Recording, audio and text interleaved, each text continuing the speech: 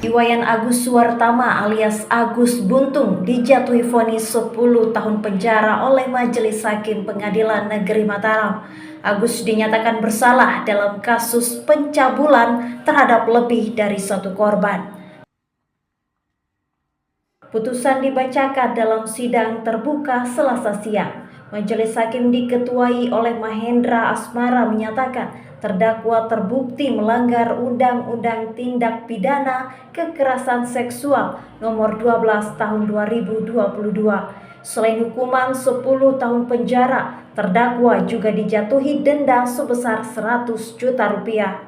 Jika tidak dibayar, akan diganti dengan 3 bulan kurungan. Putusan tadi telah dinyatakan bahwa terdakwa telah terbukti melakukan tindak pidana sebagaimana dalam dakwaan primer penuntut umum, di mana majelis hakim telah sependapat dengan penuntut umum. Dakwaan pasal 6 huruf C junto pasal 15 ayat 1 huruf E Undang-Undang Nomor 12 Tahun 2022 tentang tindak pidana kekerasan seksual. Kemudian dari putusan tadi mungkin juga teman-teman sudah mendengar langsung di persidangan, tapi mungkin saya bacakan.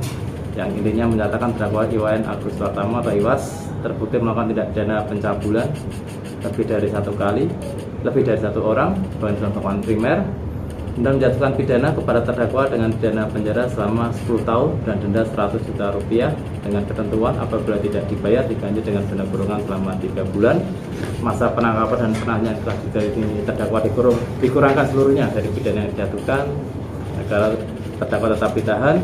Barang bukti diramus dimusnahkan dan membebankan biaya perkara kepada terdakwa sebesar Rp5.000. Kuasa hukum terdakwa Mikael Ansori menyatakan masih mempertimbangkan langkah banding.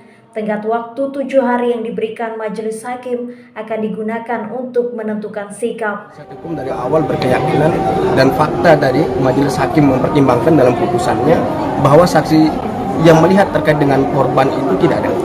Ya, ini jadi alasan juga kita dalam upaya hukum banding. Jadi saksinya berdiri sendiri-sendiri. Itu kita sudah dengarkan secara bersama. Itu alasan kami untuk melakukan upaya hukum banding. Kami melihat putusan majelis hakim ini sama persis dengan BAP ya.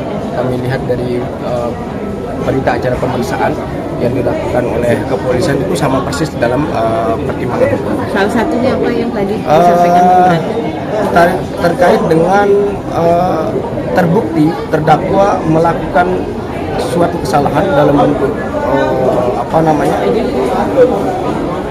memakai cara-cara kekerasan fisik maupun verbal kepada terdakwa, yaitu seperti contoh ya, kalau kamu tidak mau melakukan perbuatan itu saya akan bakar, saya akan buka kepada orang tuanya, yang disampaikan itu ya. Sebelumnya jaksa menuntut terdakwa dengan hukuman 12 tahun penjara. Jaksa menyebut terdakwa melakukan pencabulan berulang dan tidak menunjukkan penyesalan maupun simpati terhadap para korban. Dari Mataram, Leti TV 9 memberitakan.